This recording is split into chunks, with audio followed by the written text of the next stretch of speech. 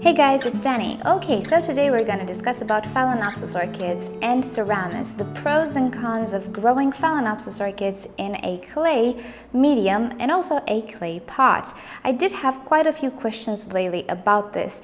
People ask me if Phalaenopsis seem to grow well, seem to adapt well to Ceramis and the clay medium, and what are some pros and cons that I see with this whole setup. So that's what we'll do. Now, first of all, yes, they do grow well in leca or Ceramis, or pretty much whatever material you place your orchids in, your Phalaenopsis orchids. I have a saying, Phalaenopsis can actually grow attached to your desk if you can water them, and if you don't mind your desk getting ruined, and that's pretty much true. I think Phalaenopsis can actually be grown in whatever your heart desires, as long as it's not toxic and it provides the humidity and airflow they actually need. I also believe they can adapt in really not ideal medium, at least for a short while. Not sure about the long run, so I really had no doubt in my mind they will do okay in Ceramis and leca and the clay pots. And to show you some examples, here are some roots growing on this orchid. I accidentally bumped over one of my Phalaenopsis and I took a look at the roots, and they are growing just fine inside the medium. The only issue is, well, it's not an issue, but the roots inside are pretty white because they do not photosynthesize. That's pretty normal. Aerial roots, or the ones that grow in transparent pots, will pretty much be green, but roots that do not receive light will not be green. However, this is not something to worry about. And other than that, as you can see, I really have absolutely no issues with Phalaenopsis orchids in clay medium.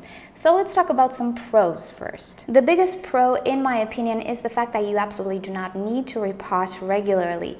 Phalaenopsis orchids, like many monopodial orchids, do not regenerate their roots very often, and they don't seem to lose their roots when they're disturbed. So for this reason, it is a huge pro to me that I don't have to repot my orchids every 2 to 3 years. This medium doesn't break down and doesn't become acidic and toxic over time. So for this reason, I can keep my Phalaenopsis like this until, well, I really don't know, because it's perfectly fine for the roots to start attaching to the pot and grow outside as well.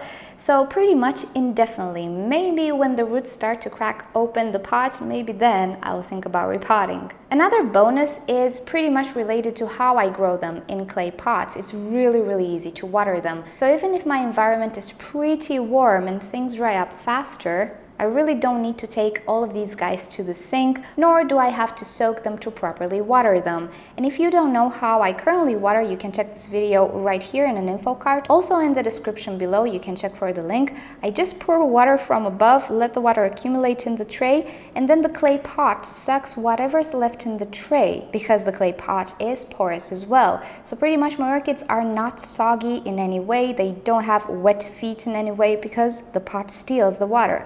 However, it's really easy to just water the top, wait until the water flows inside the dish and creates a little pool, and then by nighttime everything is gone because the pot sucks it up, and that's just perfect, I have to say. This will, however, not happen in plastic pots, so this is why I'm using clay pots. It's really easy for me to water. Everything is very ventilated inside. I do not need side holes in these pots. All I need is a drain hole, and pretty much that's it. So from this point of view, easy watering is top-notch. Another pro is that Ceramis in particular is very water retentive. Hydrogen, really not so much. But Ceramis can hold its weight in water. This works really well in my environment, in my warm environment.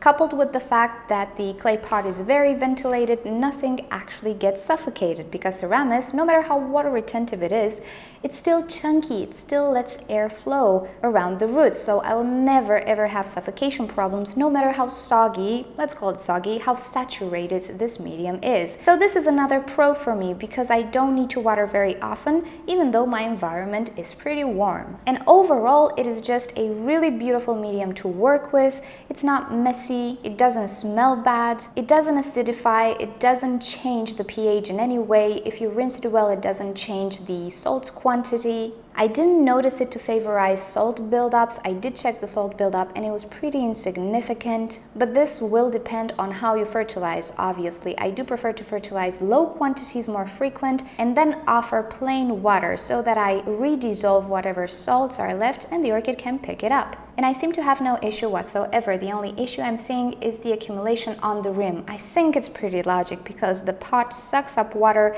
and then it draws the salts on the surface, particularly on the rim. But it's easily solvable. I just clean the rim and we're pretty much done. Now about the cons. Well, personally, I don't see any, but this is just personal. Of course, there are cons. First of all, I think that the fact that you cannot see what's happening inside the pot might not be ideal for beginners especially. So you don't see if the roots are doing okay, you don't see necessarily when you need to water, you need to rely on other factors. For me, it's pretty easy because the pot is completely dry right now. It's pretty light again right now, so I know this orchid is dry inside. But if the pot is kind of cool and still kind of moist, I know there is moisture inside, at least enough moisture for the orchid. So for me, this is a very clear visual cue. I'm already adjusted to it. I really don't need to see inside the pot. But for people who do like to see the roots developing, this can indeed be a con. Another theoretical con is that the roots attach to clay very, very well. So if by any chance you want to repot for whatever reason, it's gonna be a mess. You're gonna destroy pretty much all the roots. For me, it's not a con because, as I was saying, I don't need bigger pots. The roots are very well hydrated if they grow outside the pot. Remember, the pot is very porous, it's always humid outside as well.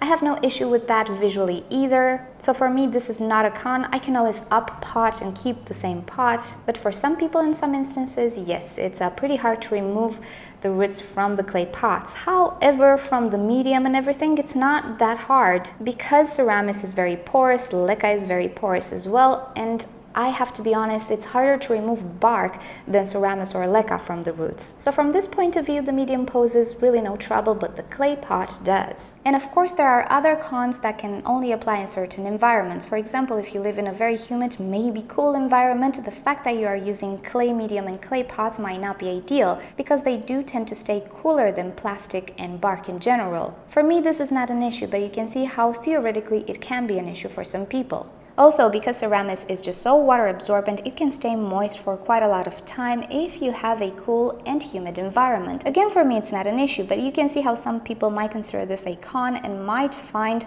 Ceramis and clay pots unsuited for their environment. So in the end, I cannot really generalize and I cannot really give you a list of pros and cons because it's just so personal, but I can give you some ideas of how things are performing. And so far, things are just wonderful. I'm the happiest person alive right now because I don't need to water so frequent. I don't need to go to the sink. I don't need to soak these orchids. I just water them from above, let the water pool in the dish, which is a no-no, but for me it's not a no-no, and everything is just going perfect.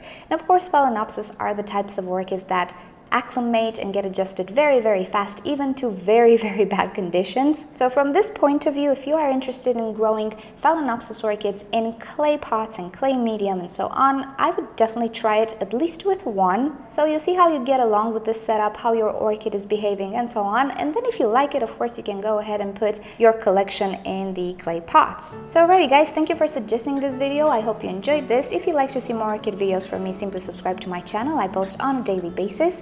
Also, feel free to leave me comments down below if you have questions or suggestions for videos. I always check my comments, and always feel free to send me a letter at the address you see on the screen or in the description below. Choose an option on the screen if you'd like to be directed to orchidnature.com or watch another orchid video. Thank you for joining. I'll see you next time. Bye!